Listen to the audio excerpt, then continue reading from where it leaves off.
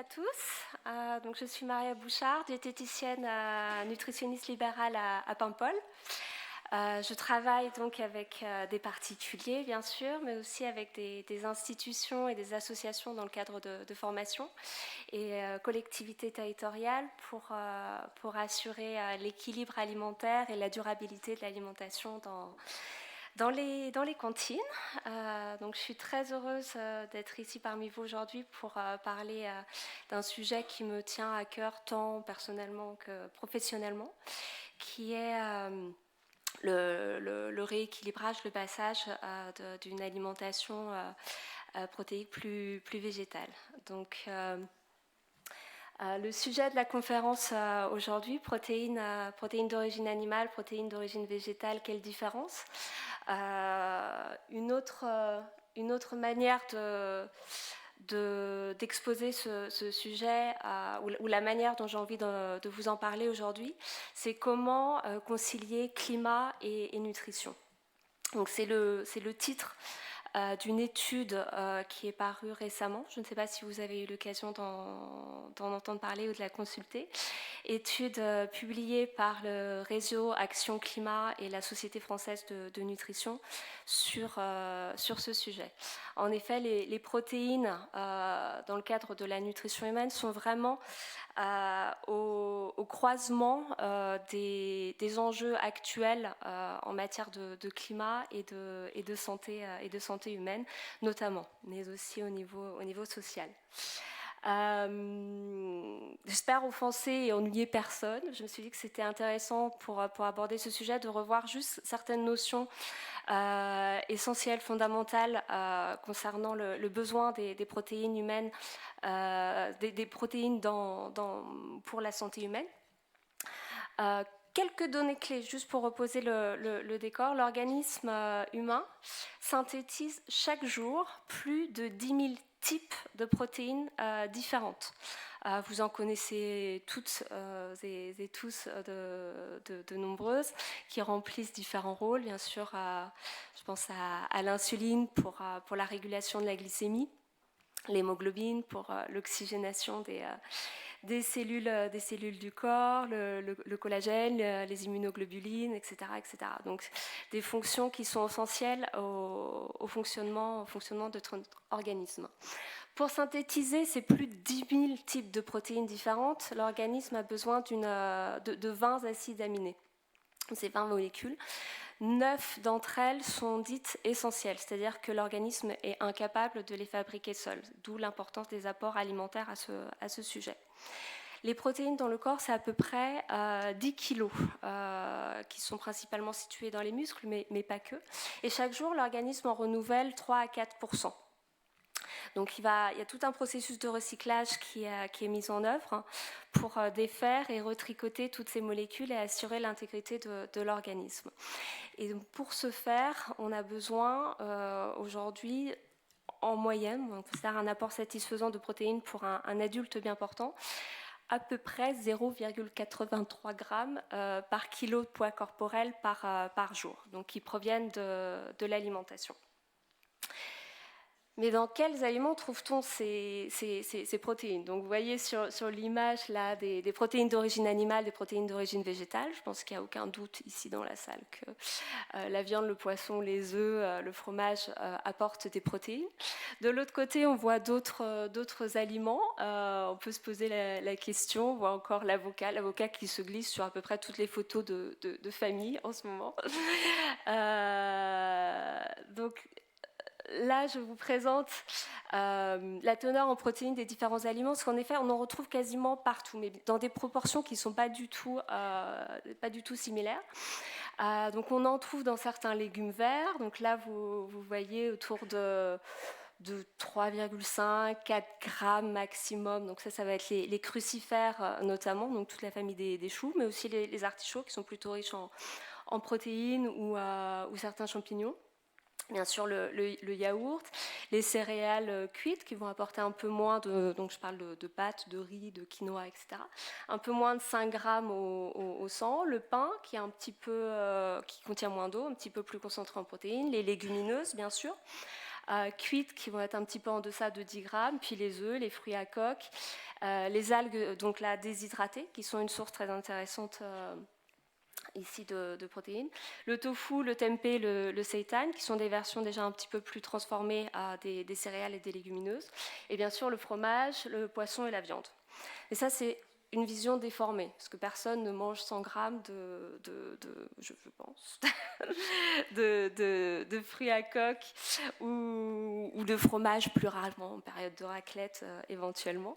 Donc si on applique une portion usuelle ou recommandé tout du moins, ou potentiel, je pense aux algues, voilà ce que ça donne. Donc les piliers vraiment dans l'alimentation aujourd'hui en termes d'apport protéique, on va retrouver bien sûr les légumineuses, donc tout ce qui est pois, fèves, haricots secs notamment, les œufs, tofu, tempeh, seitan, donc les protéines végétales transformées, poissons et viande. Bien sûr, les autres groupes d'aliments sont importants, je pense notamment aux fruits à coque et aux céréales qui vont venir compléter. Mais quand on parle de protéines végétales, le sujet est clairement beaucoup plus orienté sur les légumes secs.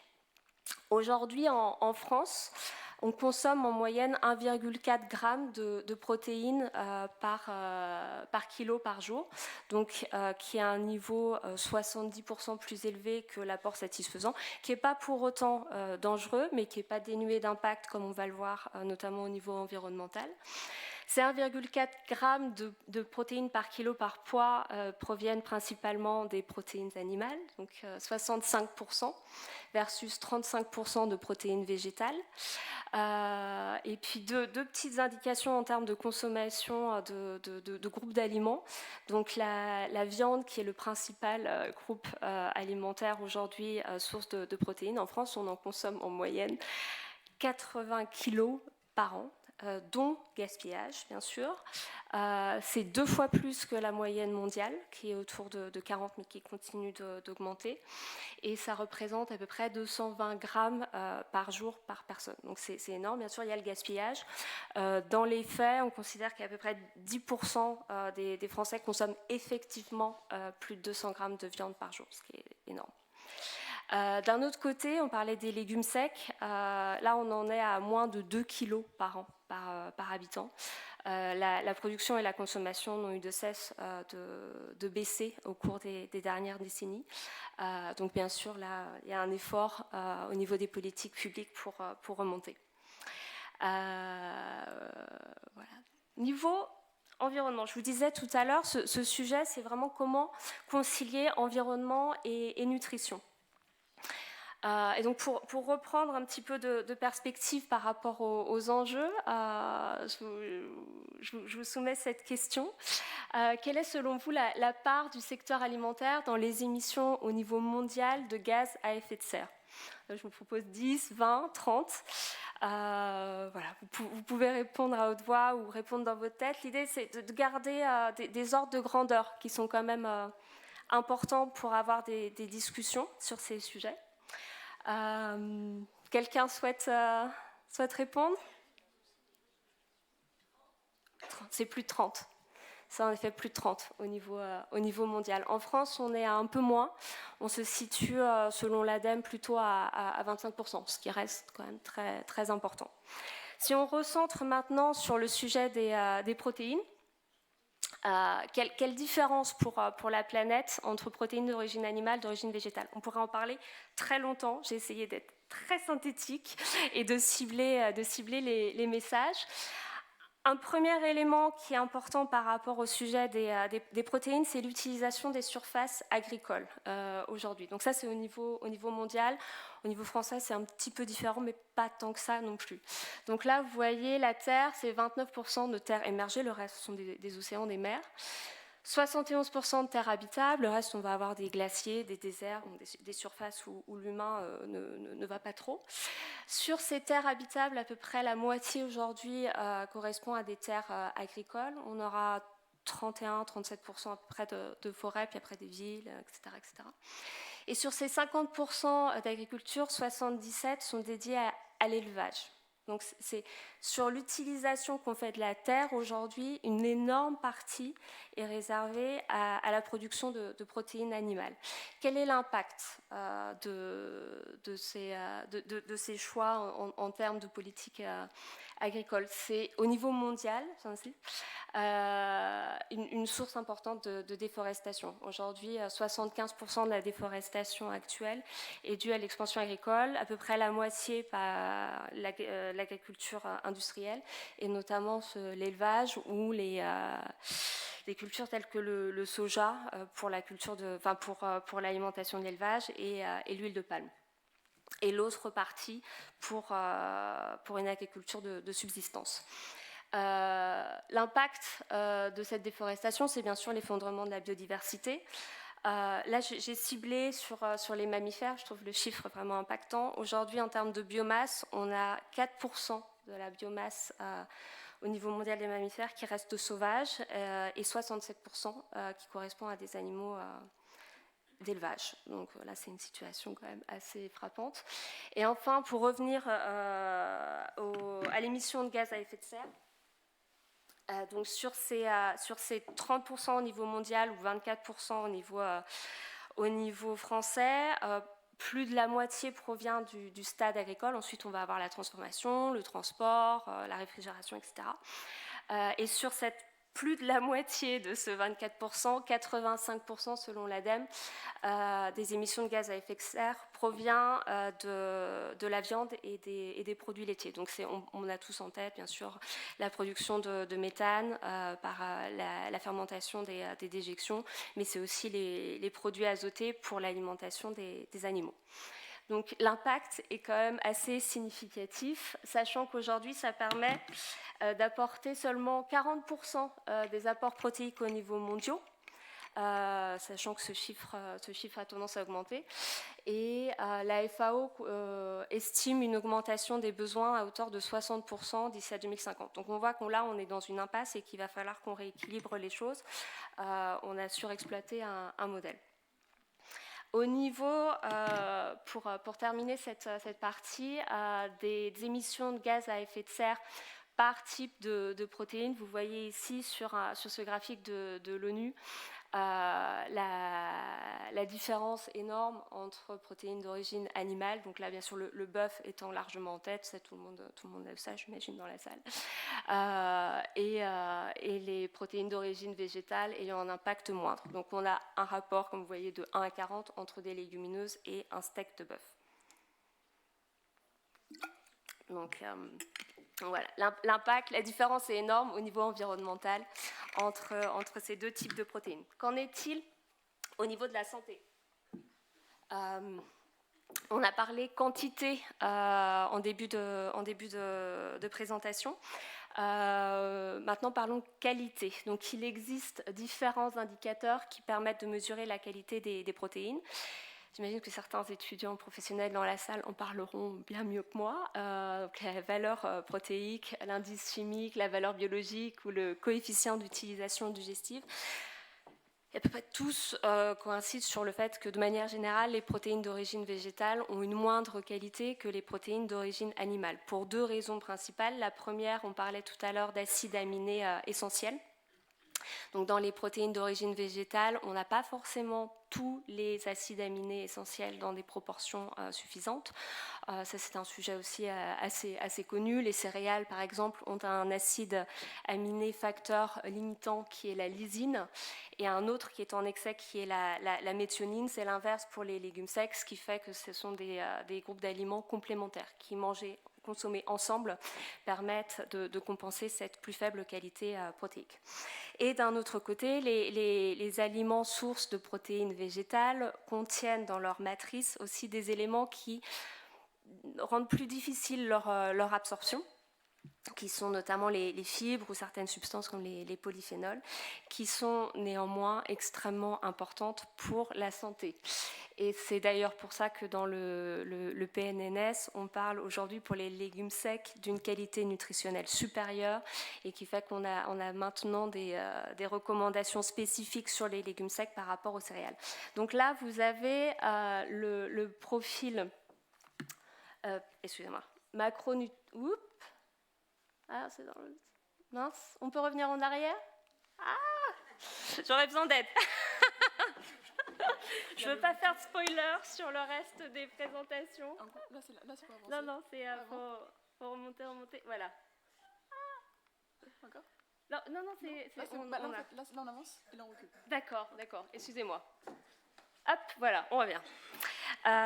Donc sur les légumes secs, vous voyez, donc on parlait des protéines, mais c'est aussi très peu de lipides par rapport aux viandes, si on fait en les comparant. C'est une source intéressante de glucides, bien sûr, c'est pour ça qu'on les considère aussi comme féculents, de glucides lents et de fibres. Et donc c'est un légume, le légume sec, c'est un groupe d'aliments, comme je vous disais tout à l'heure, dont la consommation n'a fait que chuter dans les dernières décennies. Alors qu'en parallèle, on voit que 90% des adultes aujourd'hui en France ne consomment pas assez de fibres, sont en deçà des recommandations de 30 grammes par jour, et 83% des adultes consomment trop d'acides gras saturés.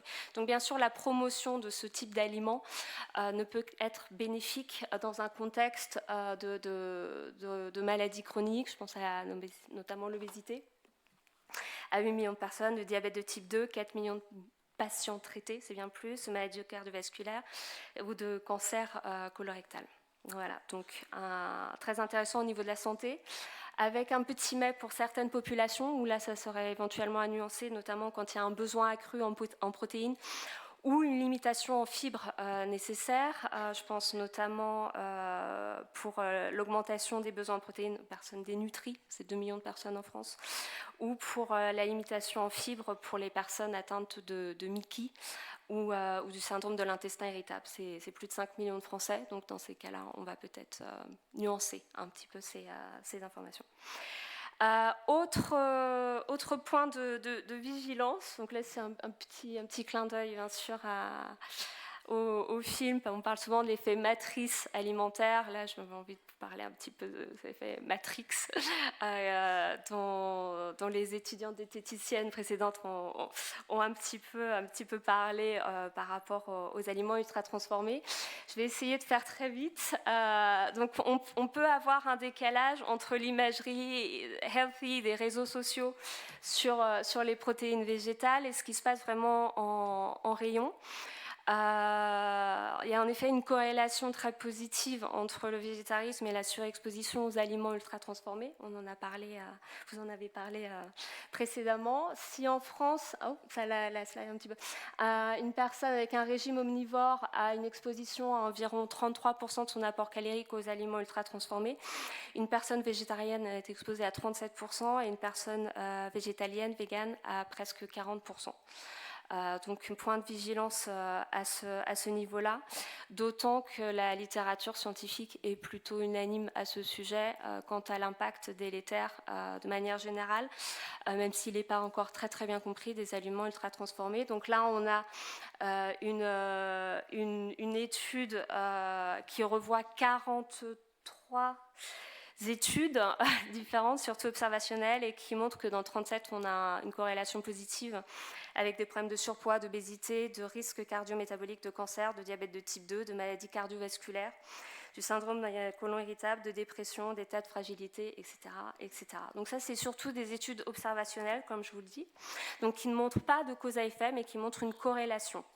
Néanmoins, on a maintenant au niveau des émulsifiants aussi des éléments qui sont au niveau d'études laboratoires qui regardent l'action de différents émulsifiants utilisés dans l'alimentation sur le microbiote, sur des microbiotes humains dans des tubes à essai pour voir comment allaient évoluer ces microbiotes en termes de densité, de population, etc. Et on voit des effets. Donc tout n'est pas encore clair, mais bon, il y a quand même un gros point de vigilance par rapport à cette augmentation des protéines végétales sous forme transformée. Voilà, donc je vais m'arrêter là. Je vous remercie pour votre attention. Je ne sais pas s'il y a un temps de questions ou si... oui. Merci beaucoup Maria Bouchard. Je ne sais pas si vous avez des questions peut-être.